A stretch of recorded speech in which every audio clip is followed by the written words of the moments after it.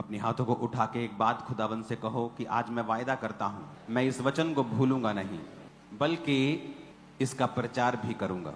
अंगीकार करो ऊंची आवाज में, मैं इस वचन को भूलूंगा नहीं बल्कि इसका प्रचार भी करूंगा। फिर से कहो खुदावन से, प्रभु यीशु मसीह के नाम में। नीति वचन 4 उसकी 20 आयत में लिखा है, हे मेरे पुत्र, मेरा वचन ध्यान करके सुन और अपना कान मेरी बातों पर लगा। इनको अपनी आंखों की ओट ना होने दे, वरन अपने मन में धारण कर, क्योंकि जिनको वो प्राप्त होती हैं उनके जीवित रहने का, उनके सारे शरीर के चंगे रहने का वो कारण होती हैं। अगर आप 22 आयत को इंग्लिश में भी पढ़ेंगे, उसमें लिखा है, for they are life unto those that find them and health to all their flesh. कहता है ये लाइफ है उनके लिए जो उसको फाइंड कर लेते हैं। बाइबल में 2 तरह का वचन है, लोगोज। पूरी बाइबल एक लोगोज है, लिखा हुआ वचन, और एक होता है रेमा, यानी वो वचन जो परमेश्वर खास तौर पे एक खास परिस्थिति में आपसे बात करता है उस वचन के द्वारा, उसे रेमा वचन कहते हैं। अगर आपको मिरेकल चाहिए, खुदावन का स्पर्श चाहिए, तो आपको लोगोस के बारे में पता होना चाहिए। लिखा हुआ वचन आप पढ़ेंगे, आप सुनेंगे और अपना ध्यान लिखे हुए वचन के ऊपर लगाएंगे। और जब आप लिखा हुआ वचन पढ़ेंगे और अपने मन में उसे धारण करेंगे, ध्यान से सुनेंगे, अपना कान उस पर लगाएंगे, आंखों की ओट ना होने दे, अपनी आंखों से उसे दूर नहीं करेंगे, अपने मन में उसे धारण करेंगे। जब आप इन स्टेप्स को पूरा कर लेते हैं, लिखा हुआ वचन, उसे सुनना, उस पर मन लगाना, उसे अपनी आंखों से दूर ना होने देना, अपने मन में उसे धारण करना एक हथियार की तरह। फिर कहता, जब तुम अपने मन में उसे धारण कर लेगा, फिर जिनको वो प्राप्त होते हैं, क्योंकि अगर आपको हीलिंग चाहिए और बाइबल में लिखा है उसके कोड़े खाने से मैं चंगा हो चुका हूं, इसका मतलब यह नहीं है कि आप चंगे हो जाएंगे। आपको पहले वो वचन सुनना पड़ेगा, पढ़ना पड़ेगा, उस वचन के ऊपर ध्यान लगाना पड़ेगा, अपना कान लगाना पड़ेगा, उसको अपनी आंखों की ओट से ना जाने देना होगा और उसके बाद अपने मन में उसे धारण करना होगा। जब आप ये स्टेप्स पूरे कर लेते हैं और उस वचन को बार बार पढ़ते हैं, फिर क्या होता है, एक दिन वो वचन जीवित हो जाता है। जब वो जीवित होता है, फिर इसीलिए लिखा, क्योंकि जिनको वो प्राप्त होते हैं, those who find them, they are life unto those that find them. कहता है जिनको वो प्राप्त हो जाते हैं। सिर्फ वचन सुनने से आपको प्राप्त नहीं होता, आपने सुन लिया, उसके बाद अपने मन में धारण करना, उसे अपनी आंखों की ओट ना होने देना, और उसके बाद उस वचन के ऊपर मनन करना, फिर वो वचन रेमा बन जाता है। और जब वो रेमा बन जाता है, लिखा, फिर वो आपके लिए हेल्थ, आपके लिए सेहत और आपके लिए जीवन को पैदा करता है। आपको उस वचन को पर्सनलाइज करना पड़ेगा, आपको उस वचन को व्यक्तिगत बनाना पड़ेगा। व्यक्तिगत बनाने से पहले आपको लिखा हुआ वचन सुनना पड़ेगा या उसे पढ़ना पड़ेगा, उसके बाद उस पर मनन करना पड़ेगा, अपने मन में धारण करना पड़ेगा। फिर कहता है जिनको वो प्राप्त होते हैं, यानी सिर्फ सुनना प्राप्त करना नहीं है, सुनना, मन में धारण करना, उस पर मनन करना, आंखों की ओट ना होने देना। फिर उसके बाद लिखा, जब वो वचन तुम्हारे मन में धारण हो जाएगा और फिर तुमको एक दिन वो प्राप्त हो जाएगा, दोज हु फाइंड देम, वो उनके लिए लाइफ बन जाएगा और हेल्थ बन जाएगा उन लोगों के लिए जो उसको प्राप्त करते हैं, उनके शरीर के लिए वो चंगे रहने का कारण बन जाएगा। कितने मेरी बातों को समझ रहे हैं?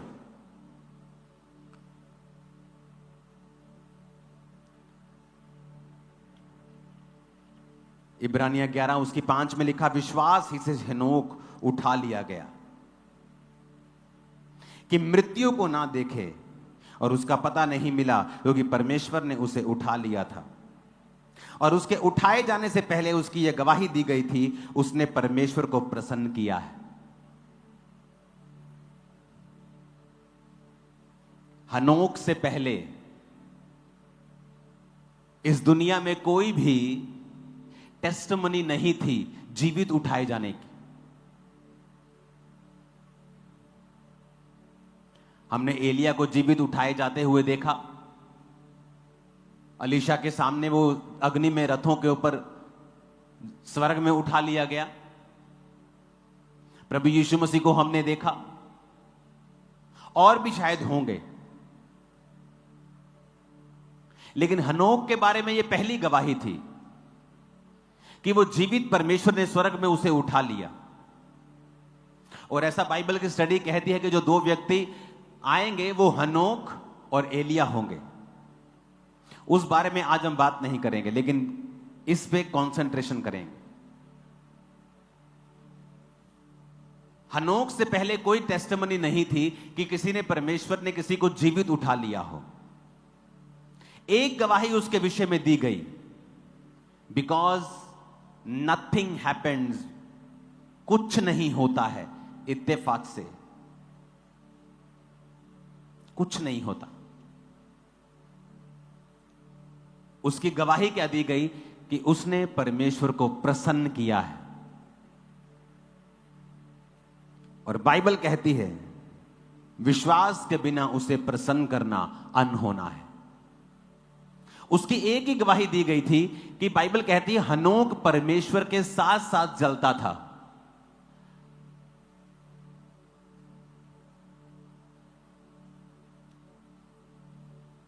और उसने परमेश्वर को प्रसन्न किया, और समथिंग हैपेंड, कुछ ऐसा हुआ जो पहले बाइबल के इतिहास में कभी नहीं हुआ था।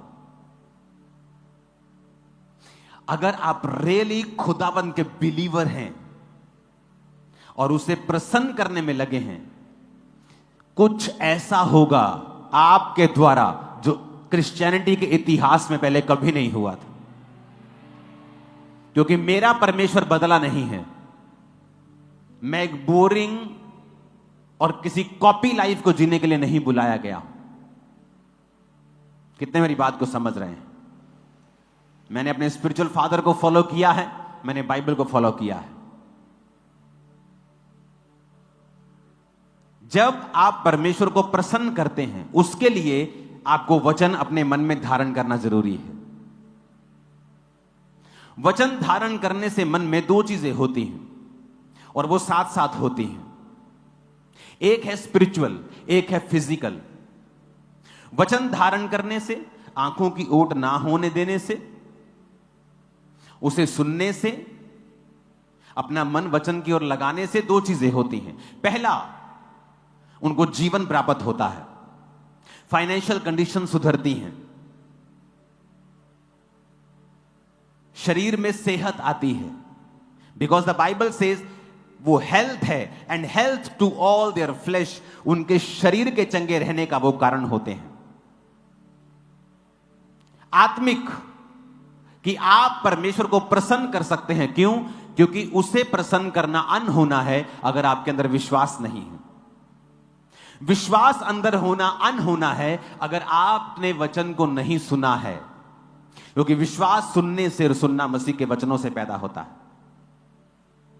आपके अंदर परमेश्वर का वचन है, वो विश्वास पैदा करता है। जब विश्वास पैदा होता है, आप परमेश्वर के साथ चल पाते हैं। आप एक कंपनी में काम कर रहे हैं, आप क्रिश्चियन हैं, आपने वचन को सुना, चोरी नहीं करना, वफादार रहना, आप विश्वास आपके अंदर है, क्योंकि आपको पता है कि परमेश्वर जीवित है। आपने अपनी चर्च में मिरेकल्स देखे हैं, आप अपनी लाइफ में परमेश्वर का हाथ देखा है, आप वचन को जानते हैं, आप जीवित परमेश्वर को जानते हैं, आप जीवित चर्च के मेंबर हैं, आप परमेश्वर के साथ चल रहे हैं, और आप एक कंपनी में जॉब करते हैं, आपको वचन की नॉलेज है, आप परमेश्वर के साथ चल रहे हैं। लेकिन जिस दिन आप चोरी करेंगे, प्रभु आपसे हट जाएगा, फिर आप अकेले चल रहे हैं। आप उसी चर्च के मेंबर हैं, आप क्रिश्चियन भी हैं, आपका नाम नहीं बदला, लेकिन अब आप विश्वास में नहीं हैं, क्योंकि हम किसी भी चीज को क्या कर रहे हैं। और हर एक विश्वासी जब प्रभु में आता है ना, तो प्रभु को परखता है, हर चीज में टेस्ट करता है। हम किसी नए व्यक्ति को प्रभु के बारे में बताते हैं तो वो एकदम से विश्वास नहीं करेगा। वो हमारे जीवन को देखेगा, आपके जीवन को देखेगा, आपकी प्रार्थनाओं को सुनेगा, ये कैसे प्रार्थना कर रहे हैं, ये किस विषय के लिए प्रार्थना कर रहे हैं। फिर वो बार बार अपने काम पे सोचेगा कि यार मेरे भी साथ ऐसा हो सकता है क्या मेरे जीवन में भी बात हो सकती है, मेरे जीवन में भी ये जो समस्या है हट सकती है।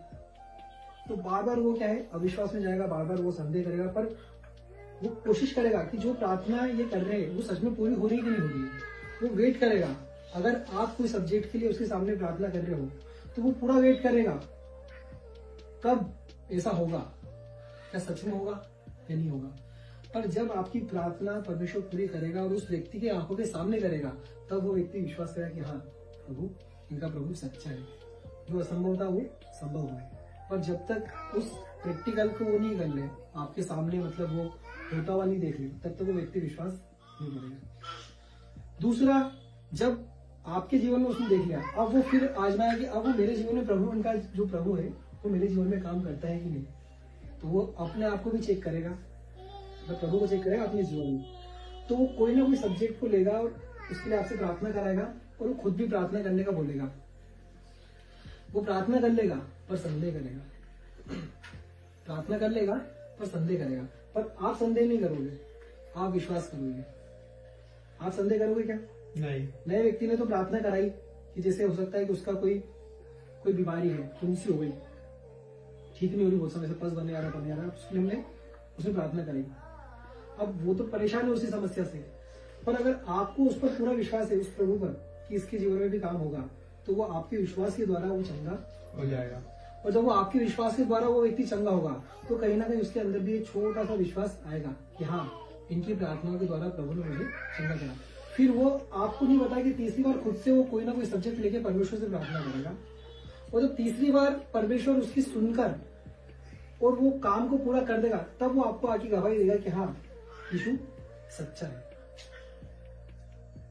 अब क्या होगा, तीसरी बार के बाद चौथी बार वो अंधा विश्वास करेगा। अब वो चौथे को बोलेगा, क्या समस्या तेरे जीवन में, चल मेरे को बता।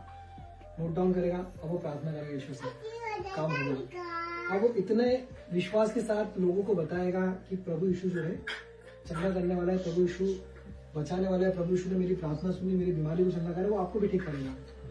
और वही विश्वास जीवन भर अगर वो बना के रखता है तो वो एक सच्चा विश्वासी है। Hallelujah, hallelujah. पर क्या होता है, जैसे जैसे प्रभु हमारी सुनते जाता है, हम लोग धीरे धीरे आदी हो जाते हैं। हमने प्रार्थना करी, एक दो दिन में जवाब आ जाएगा, हम लोग आदी हो जाते हैं। फिर हम उस प्रकार का जो प्रेम है ना प्रभु से, वो नहीं रखते। हम लोगों को अपनी गवाही बताना बंद कर देते हैं, हम लोगों के लिए प्रार्थना करना बंद कर देते हैं, हम लोगों को कहीं ना कहीं इंकरेज करना बंद कर देते हैं, हम खुद भी इंकरेज करना बंद हो जाते हैं। तो अब क्या हुआ है, तो हमारा विश्वास है ना ठंडा हो गया। अभी तक हम भरपूर विश्वास के साथ सब चीजों को कर रहे थे, ये अरे स्पाइडरमैन की शक्ति क्या है, वो ऐसे हाथ करेगा और जाला निकल जाएगा और वो चक्के कहीं भी चल जाएगा, ये उसकी शक्ति है। परमेश्वर ने आपको भी एक शक्ति दी है कि आप प्रार्थना करोगे और परमेश्वर उसको कर देगा। तो हम अपनी शक्ति को क्यों खोए, हम लोग अपनी शक्ति को क्यों खोए। हमें आज भी उस परमेश्वर को वही पहला सा विश्वास, जब हमने पहली बार प्रभु को पाया था, और परमेश्वर ने जब हमारी तीसरी टेस्टिंग में जब हमने प्रभु को पकड़ा पाया और हमारे जीवन में परमेश्वर ने काम करा, उसी विश्वास को हमेशा बनाए रखने की आवश्यकता है। Hallelujah, hallelujah. समझ में आ रहा है? यस। नींद तो नहीं आ रही किसी? आ रहा नींद लगी तो जय मसीह। Hallelujah, hallelujah. तो हम एक वचन पढ़ेंगे और उस वचन में एक अंधा व्यक्ति है जिसने प्रभु को इतने शोरगुल में, इतने लोगों की भीड़ में, जब उसको देख नहीं सकता है प्रभु को, तब भी उसने प्रभु को पुकारा और उस पुकार में परमेश्वर ने उसको चंगा दिया। ठीक है, ये था अंधा बर्तिमाई। और उसके विषय में लिखा है मरकुस उसका 10वां अध्याय, उसके 46 पद में हम देख सकते हैं। सब निकालने पहले फिर हम इसको पढ़ेंगे। मरकुस पे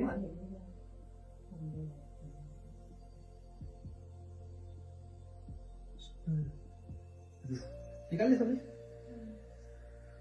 मैं पढ़ देता हूँ। 46 यहां से पढ़ रहा आगे। अंधे बर्तिमाई का दृष्टांत। फिर वे यरीहो में आए, और जब वह उनके चेले और एक बड़ी भीड़ यरीहो से निकलती थी, तब तीमाई का पुत्र बरतिमाई, एक अंधा भिखारी, सड़क के किनारे बैठा था। यह सुनकर कि यीशु नासरी है, पुकार कर कहने लगा, हे दाऊद की संतान, यीशु मुझ पर दया कर।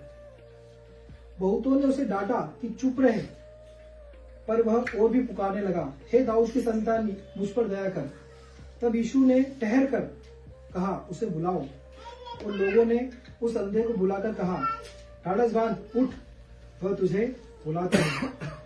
वह अपना कपड़ा फेंक कर शीघ्र उठा और यीशु के पास आया। इस पर यीशु ने उससे कहा, तू क्या चाहता है कि मैं तेरे लिए करूं? अंधे ने उससे कहा, हे रब्बी, यह कि मैं देखने लगूं। यीशु ने उससे कहा, चला जा, तेरे विश्वास ने तुझे चंगा कर दिया है। वह तुरंत देखने लगा और मार्ग में उसके पीछे हो लिया। हालेलुया। स्टोरी स्पष्ट है, हमको सब समझ में आ रहा है यहाँ पर क्या हो रहा है और क्या नहीं हो रहा है। पर समझने वाली बात यह है कि यीशु मसीह ने क्या कहा। आप इसका जो 52वां पद है, इसमें लिखा है, यीशु ने उससे कहा, चला जा, तेरे विश्वास ने तुझे चंगा। किसने करा है? विश्वास। यीशु मसीह ने। चंगा यीशु मसीह ने कराया, पर इस विश्वास ने कि यीशु मुझे चंगा कर सकता है, उसने उतने जोर से पुकारा। और लिखा गया यहाँ पर, देखो आप, जब वो यरीहो में आए, तब वहां और उसके चेले और एक बड़ी भीड़ यरीहो से निकलती थी। जब भीड़ जब जाती है ना बहुत सारी, तो भगदड़ होती है, आवाज बहुत ज्यादा होती है, शोरगुल होता है, तो रैली निकलती है तो कितनी आवाज होती है। उस आवाज में भी उसने कितनी जोर से चिल्लाया होगा कि यीशु मसीह ने सुन लिया। और लोग बोले कि चुप रहे, मतलब उसने उसके हाई लेवल का जो चिल्लाना होगा उसका, उससे चिल्लाया उसने। वो चिल्लाया क्या उसने? हे यीशु, दाऊद की संतान, मुझ पर मुझे चंगा करने बोला उसने। दया कर। क्या बोला उसने? दया कर। हालेलुया। नोट करना इस बात को, उसने बोला, हे दाऊद की संतान, मुझ पर दया कर। अगर वो पुकार बोलता, हे यीशु, दाऊद की संतान, मुझे चंगा कर, मुझे चंगा कर, तो हो सकता है शायद वो चंगा ना हो पाता। पर उसने बोला, मुझ पर दया कर। दया करो तो तुम पर भी दया की जाएगी। हालेलुया। तब क्या हुआ कि लोगों ने उसे बुलाया, उसको बोला कि ढाढ़स बांध, उठ, वो तुझे बुलाता। तेरी लॉटरी लग गई बेटा। उनको भी विश्वास था, उन लोगों को भी विश्वास था कि ये आज चंगा हो जाएगा। तब उसको लोगों ने उठाया। और एक वाक्य और इसलिए कि 50वें पद में लिखा है, वह अपना कपड़ा फेंक कर शीघ्र उठा। जो कपड़ा उसको पिलाया जाता था उस समय, जो गरीब, जो भिखारी लोग होते थे, उनको एक अलग सा वस्त्र डाला जाता था ताकि उससे लोग जो है उनको भिखारी जाने। उसने अपना वो वस्त्र फेंका। मतलब अभी अंधा है, उसने यीशु मसीह को देखा नहीं है, वो जानता नहीं यीशु मसीह कैसे दिखता है, वो ये नहीं जानता क्या हो रहा है। उसने कहीं ना कहीं यीशु मसीह का नाम सुना था कि वो चंगा करने वाला है। और जब उसको ये पता लगा कि आज मेरे रोड से या मैं जिस जगह पे बैठा हूँ वहां से यीशु मसीह जाने वाला, तो उसने अंधेपन में ही जोर जोर से पुकारना शुरू करा। क्योंकि अगर वो समय वो नहीं पुकारता तो हो सकता है जीवन भर वो अंधा ही रहता, और परमेश्वर ने उसको चंगा करा। तो बताओ, ये अंधा विश्वास था कि नहीं था? अंधा विश्वास था कि नहीं था? हाँ, हमारा विश्वास कैसा? हम तो देखते, हमने तो इतनी सारी गवाहियां देखी, अपने इतने सारे चमत्कार देखे, फिर भी हम कहीं ना कहीं घबरा जाते हैं, डर जाते हैं कि यार काश ऐसा होगा कि नहीं होगा। वो तो अंधा था, उसने कोई चमत्कार देखा नहीं, उसने सिर्फ कानों से सुना था कि यीशु मसीह चंगा करता है। Hallelujah, hallelujah. आज ये अंधा विश्वास प्रभु हमसे भी चाहता है। क्यों यीशु मसीह बोलता है कि तुम जब बोलोगे इस पहाड़ से उखड़ जा, तो उखड़ जाएगा। किसी भी समस्या का पहाड़ क्यों ना हो, बीमारी का पहाड़ क्यों ना हो, तो पूरे विश्वास के साथ और अंधे विश्वास के साथ बोलोगे, अरे मेरा यीशु उखड़, उसको उखड़ना ही पड़ेगा। अगर हम उसको पालने पोसने लग जाएंगे ना तो कभी नहीं जाएगा, उसको भगाना है। Hallelujah, hallelujah. तीमाई के बेटे बरतिमाई को उस दिन चंगाई मिल गई। यीशु मसीह ने कहा कि जा, तेरे विश्वास ने तुझे चंगा किया। और ये चंगाई केवल चंगाई नहीं थी, एक दया थी। और उसके बाद में उसने जो कराया उस पर नोट करना। आखिरी में लिखा है 52वें पद को, अगर हम फिर से कोई कर दीजिए जोर से। यीशु ने उससे कहा, चला जा, तेरा विश्वास ने तुझे चंगा कर दिया है। और वह तुरंत देखने लगा और मार्ग में उसके पीछे हो लिया। हालेलुया। यीशु मसीह ने क्या बोला उसको? चला जा। कहाँ जा? अपने घर जा, अपने लोगों में जा, जिनको तू नहीं देखता जा, देख, मिल। पर उसने क्या करा? अब वो उसके पीछे हो लिया। ये उसकी चंगाई का, हमेशा की चंगाई का एक सबूत है कि वो उसके पीछे हो लिया, मतलब अब वो चलेगा। अब एक दृष्टांत और देखेंगे हम, जो सेम ऐसे दृष्टांत है, और वो व्यक्ति देख सकता है वो व्यक्ति धनाढ्य है, वो भी यीशु मसीह के पास में आता है और यीशु मसीह उसके लिए भी रुकता है। ठीक है, वो कहाँ मिलता हमें? इसकी जस्ट पीछे आएंगे हम, मरकुस उसका 10वां अध्याय, उसके 17 पद से हम आगे तक पढ़ेंगे। यहाँ पर हेडिंग पढ़ना है पहले, धनी युवक और धनी जीवन।